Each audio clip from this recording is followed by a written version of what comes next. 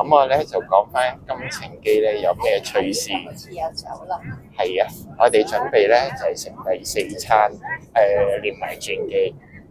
咁第一個趣事就係其實今朝錄咗片㗎啦，就喺相機佢哋霸位啦，就唔睇嗰個坐邊度，總之霸咗位坐嗰度咧，空姐叫都唔走啦。咁啊，我哋而家咧就喺呢個杜拜準備轉機咧，就去摩洛哥。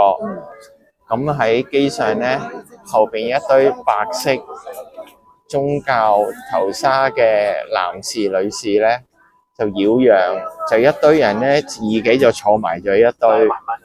坐完一堆之後咧，啲空姐咁啊，梗係有人繼續上機啦。繼續上機之後咧，嗰啲人冇位坐喎，冇位坐就揾空姐去，喂，搞掂佢坐個位喎。嗰啲咧就叫佢攞張飛出嚟。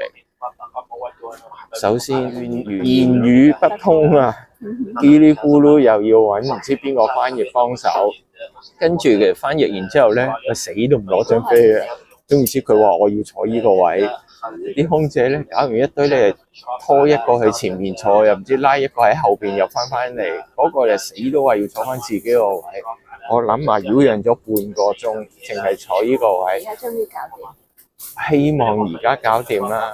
咁咧，真係都係大家傾偈咧，佢哋咧又冇好似啲大媽喺度嘈，但係全世界咧都有呢啲咁嘅人，係真係奇怪。第二個趣事咧，就係咧又係坐前邊有頭巾嘅姐姐咧，上機冇耐咧就攞個餐牌出嚟咧就點餐，就要攞嘢食啦已經。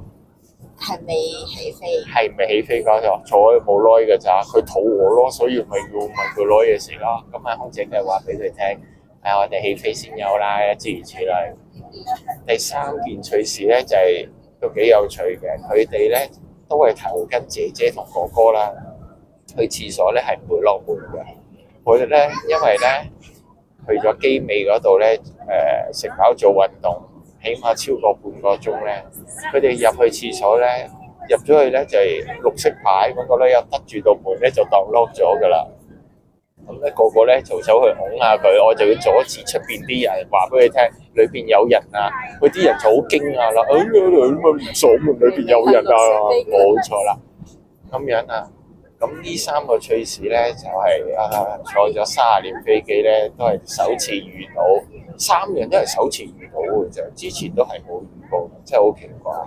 你有冇遇過啊？坐咁耐？冇。你有冇一上嚟就問空姐攞嘢食啊？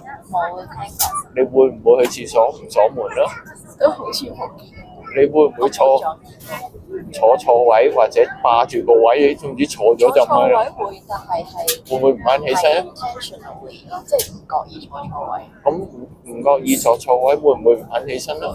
咪係咯，即係好有趣㗎。我哋呢個係杜拜係咪卡塔爾航空啊？阿聯酋啊。阿聯酋航空坐喺杜拜飛去摩洛哥嘅一程好有趣嘅，學到3樣新奇嘅嘢。好，我哋準備食嘢啦，佢應該推車仔過嚟啦。